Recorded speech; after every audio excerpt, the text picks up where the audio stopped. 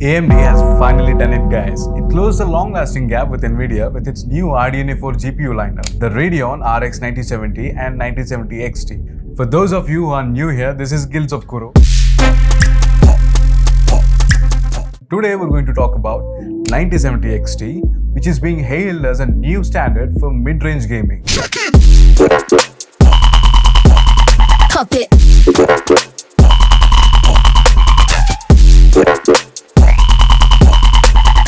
If the RX 9070 XT were a movie star, it would be the one that always looks flawless on the red carpet and steals the show with special effects. Sporting a bold triple fan design and a muscular triple slot frame, it features 16 gigs of GDDR6 memory, 64 compute units, 128 AI cores, and a boost clock reaching up to 2.97 GHz, all running on a PCIe 5.0 interface and built on AMD's RDNA 4 architecture. Now let's talk about the gaming performance of this beast.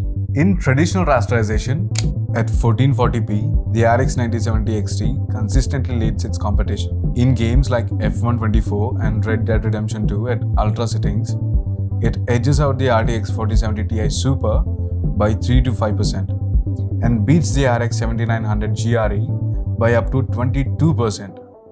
In The Last of Us Part 1 and Returnal, the 9070 XT maintains a small but clear advantage over the 4070 Ti Super and a much larger one over the 7900 GRE in more demanding titles like Cyberpunk 2077 and Alan Wake 2. The RX 9070 XT's lead grows even further, outperforming the 4070 Ti Super by nearly 20% in some cases and leaving the 7900 GRE even further behind. Pretty impressive, right? This performance uplift is largely due to the new RDNA 4 architecture, which brings significantly higher performance per compute unit, which is up to 40% more than the RDNA 3, thanks to the higher clock speeds and redesigned compute unit structure.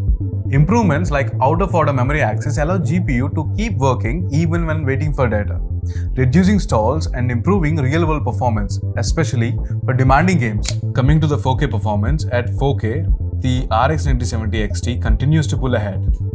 In Returnal, it's about 8% faster than the 4070 Ti Super and 18% ahead of the 7900 GRE. In ultra-demanding games like Alan Wake 2, its advantage widens, leading the 4070 Ti Super by 17% and 7900 GRE by nearly 30%. Overall, the RX 9070 XT stands out as a top performer at both 1440p and 4K, especially in the most demanding scenarios. At higher resolutions, those architectural improvements combined with a more efficient 4nm process and improved memory subsystems help 9070 XT sustain its performance edge. Now let's talk about ray tracing performance, which is the one aspect where AMD still consistently lags behind Nvidia. In Cyberpunk 2077 with RT Ultra at 1080p, the RX 9070 XT trails the RTX 4070 Ti Super by 23%, showing Nvidia still holds an advantage in intensive ray tracing. However, at 2K, the gap narrows significantly with the 9070 XT just 5.5% behind the Ti Super. In Black Myth Wukong, which, let's be honest, is an outlier at this point, at 4K with ray tracing enabled, shows tremendous generational improvement, with the 9070 XT outperforming the 7900 XTX by a massive 45%. Though still behind Nvidia's offerings, Dragon's Dogma 2 at 4K with RT tells a different story, with the 9070 XT actually outperforming the RTX 5070 and nearly matching the 5070 Ti. Overall, the 9070 XT loses much of the ray tracing gap from previous generations, delivering playable frame rates in most RT titles at 1440p. These gains are a direct result of the